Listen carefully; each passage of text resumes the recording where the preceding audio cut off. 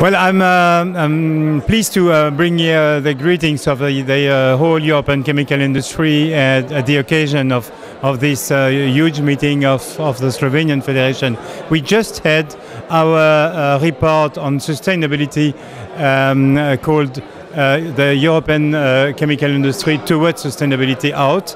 And I think that we have an important role to play as chemical industry in Slovenia, in Europe, to meet the society expectations for feeding and keeping wealthy 9 to 10 billion people on the planet in 2050.